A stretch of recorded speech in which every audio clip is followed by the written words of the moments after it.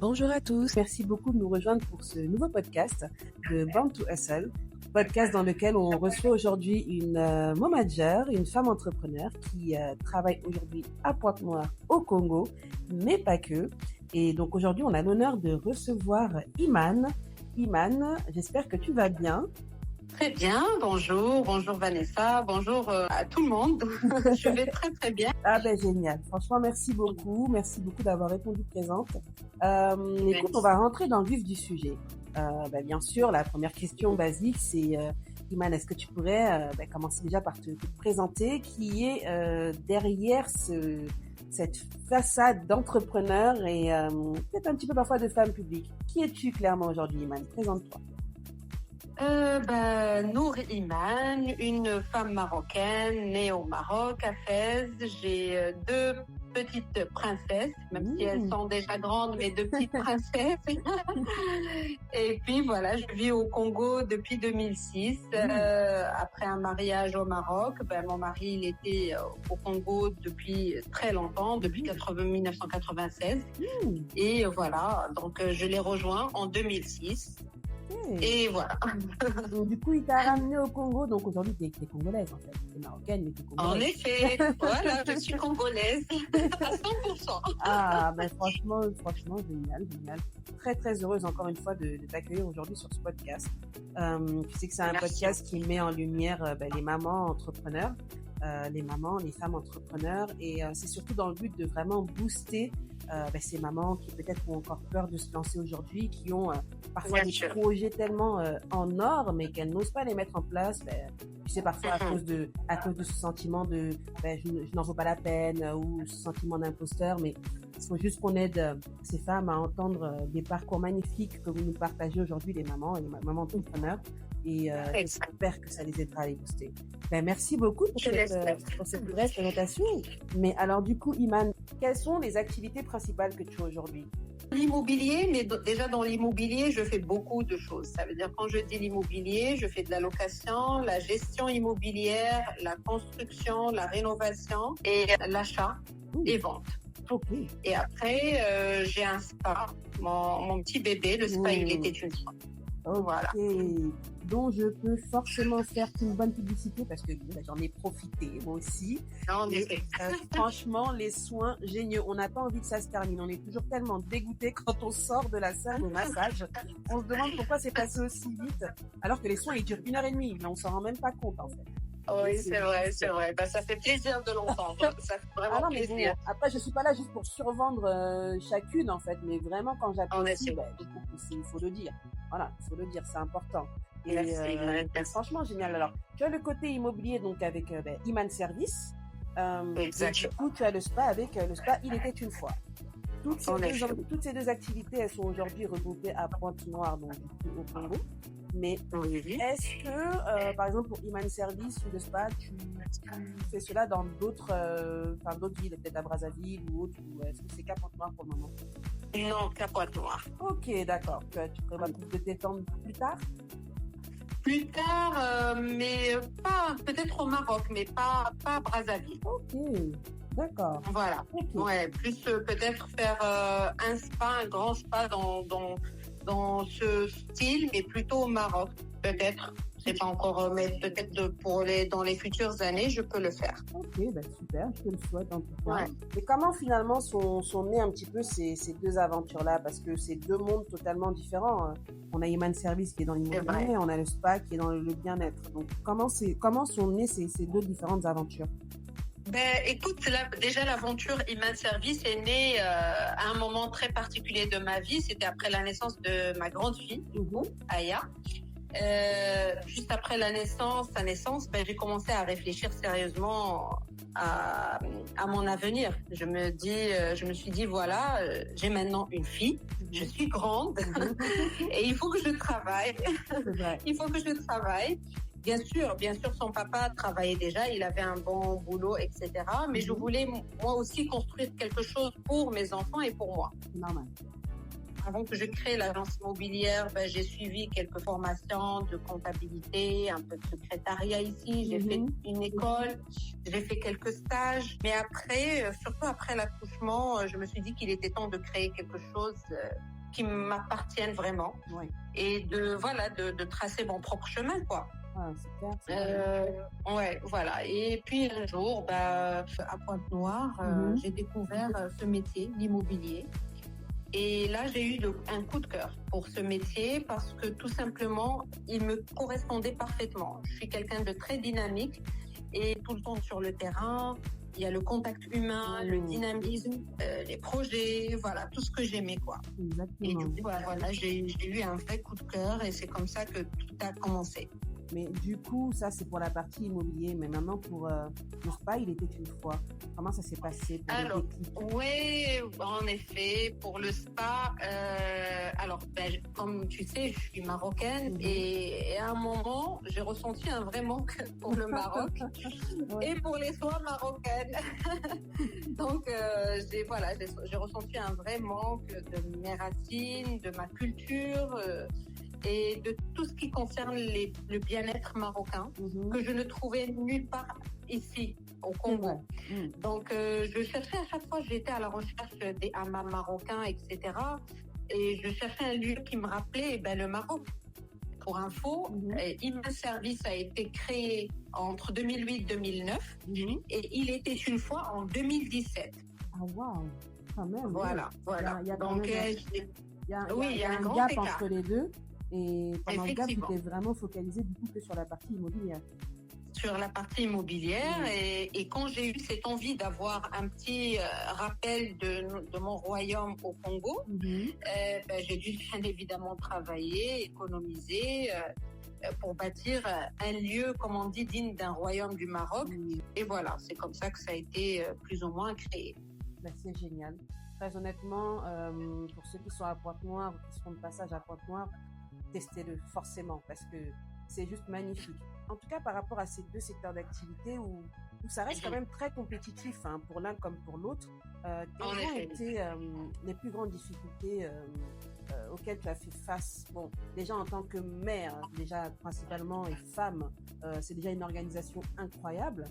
Mais voilà, en tant que femme qui se lance sur ces deux activités-là, je suppose que ça n'a pas été de tout repos. Pas du tout.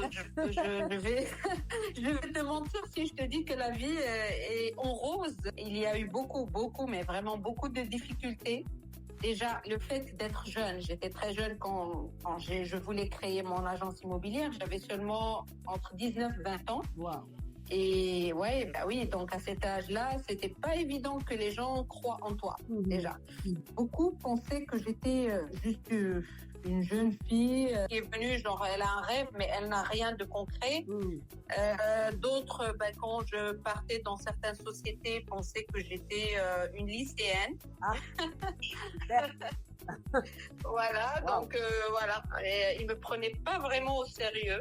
Et puis au tout début, on va pas se mentir, je n'avais rien, je n'avais ni voiture, ni équipe, ni bureau, j'avais rien, absolument rien. J'essayais de préparer toute la paperasse toute seule. Au début, j'avais créé qu'un établissement et c'est bien après que j'ai changé l'établissement par une société. Ça a dû absolument que je trouve ma manière à moi de me démarquer et d'exister. Voilà, et de faire ma place, sachant, je vais pas aussi te mentir que je suis pas diplômée, j'ai juste un bac, donc il fallait se battre. C'est très bien, tu sais, faut pas te minimiser, c'est déjà très bien le bac, c'est très bien. Voilà, donc c'est. Alors, je peux dire que le début était très dur, mais ça ne s'est pas arrêté là, donc. Tant qu'on travaille, tant qu'on vit, il y a toujours des difficultés. Exactement. Mais voilà, le début était vraiment très, très dur. Si j'avais pas vraiment le courage et surtout la foi, j'allais arrêter dès le premier passage dans la première société.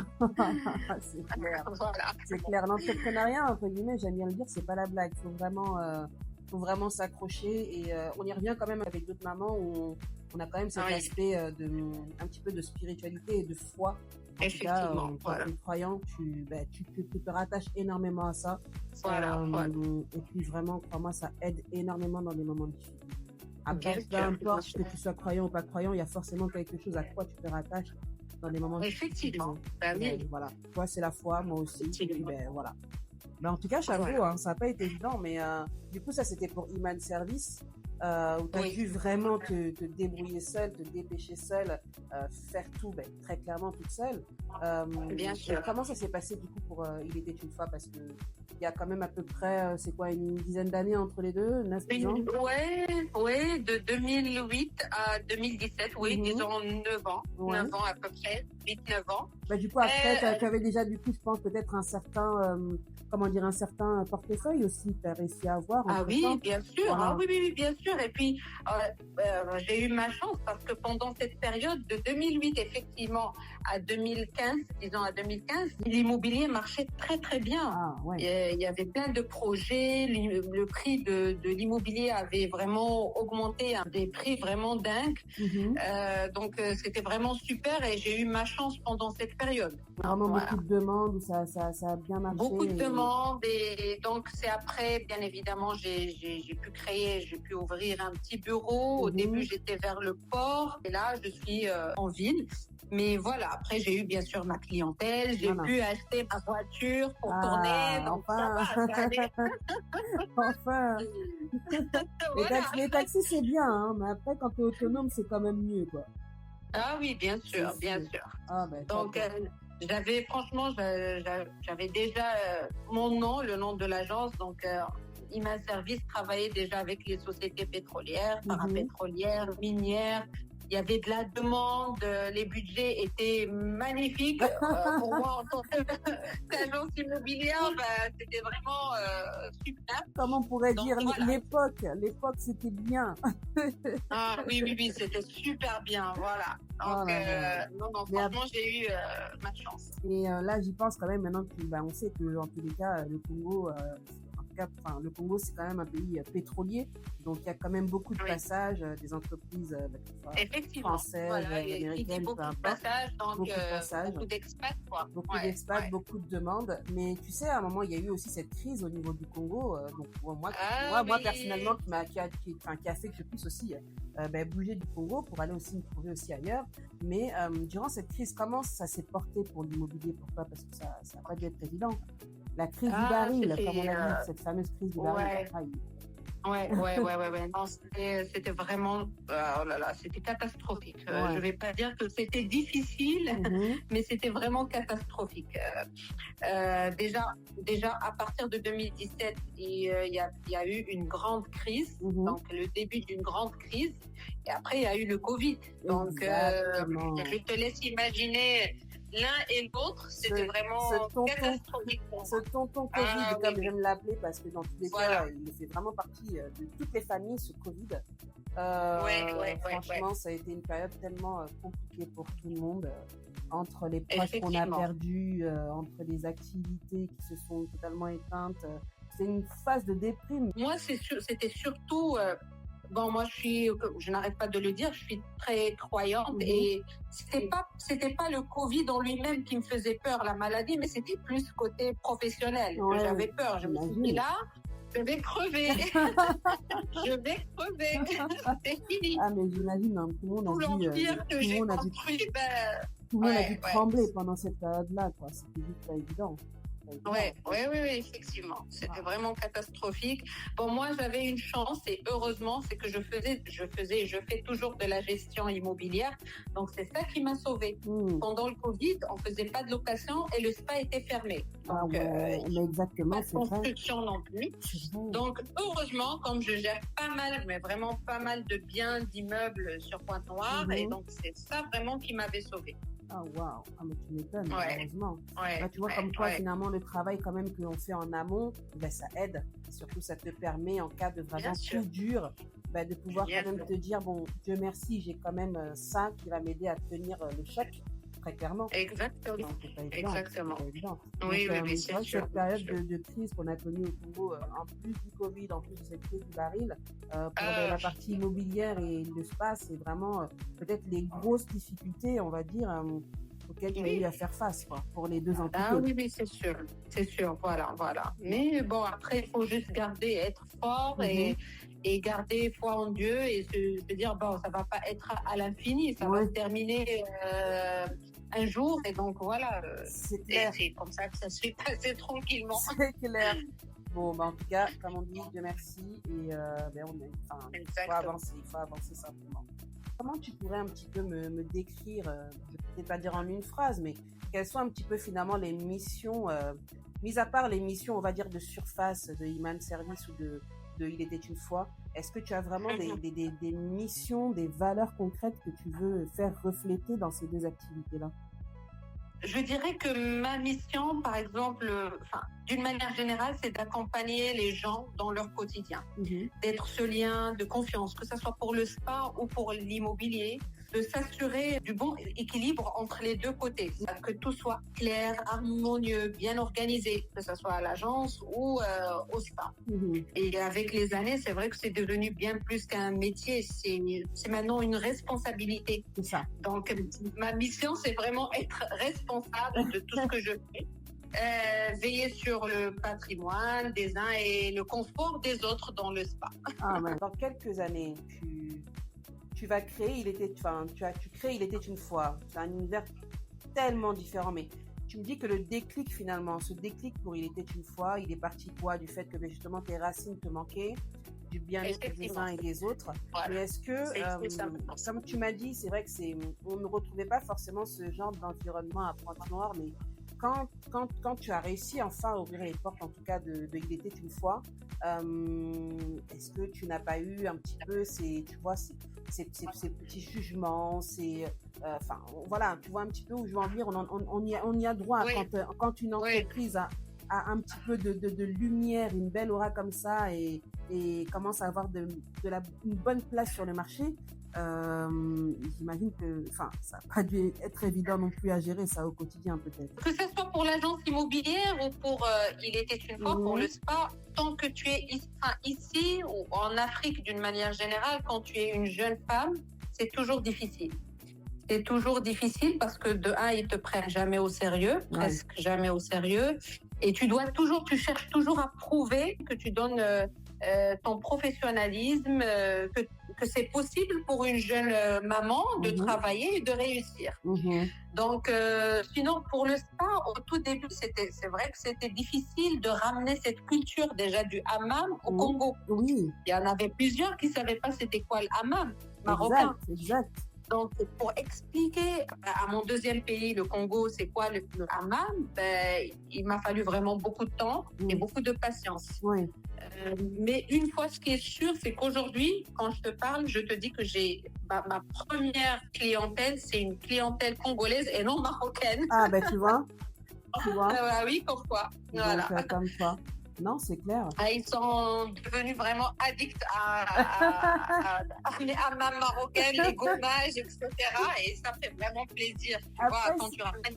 Ce qui est bien, c'est que tu as quand même une bonne communication quand même autour justement de tes deux activités, ce que je trouve très bien. Oui, c'est vrai. Et moi, c'est ce qui m'apporte aussi un petit peu aujourd'hui dans ce podcast, c'est vraiment mettre en avant justement ces femmes entrepreneurs, ces femmes entrepreneurs qui ne restent pas centrées seulement sur elles-mêmes, qui vraiment, en plus d'être maman, ont déjà cette capacité à savoir s'occuper des autres, mais qui savent mettre vraiment en lumière d'autres aspects de la vie des femmes en général, et je trouve ça vraiment génial. Donc chapeau. Je ne peux pas moi profiter actuellement des promotions que tu fais, malheureusement.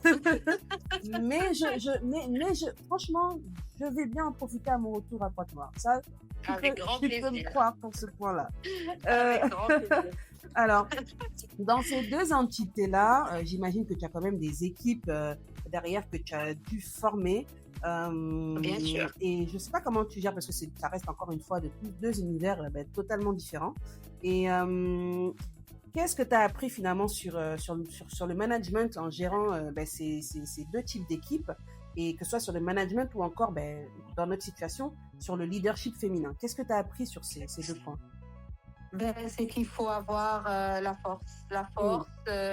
Il faut, en fait, gérer deux univers opposés, c'est comme diriger plus ou moins deux énergies. Ouais, donc, l'énergie de l'action dans l'immobilier, l'énergie de la sérénité dans le bien-être. Et avec le temps, j'ai compris qu'on ne peut pas diriger les gens, mais plutôt les guider. Oui. Euh, C'est ce qui fait donc, la différence entre être un chef et un ouais, leader. voilà. Donc c'est comme un pas, c'est comme une danse entre la rigueur, la bienveillance, la Mhm. fermeté et l'empathie. Et moi, voilà, mes équipes, je préfère ne pas leur donner des ordres, mais leur apprendre à ce qu'ils se débrouillent tout seuls. Mhm. Voilà. Tu les responsabilises, quoi. Voilà, et à leur faire sentir que voilà, ce bien, par exemple, ou cette agence ou ce projet n'est pas que pour moi, mais vous y travaillez et vous êtes aussi l'image de ce projet.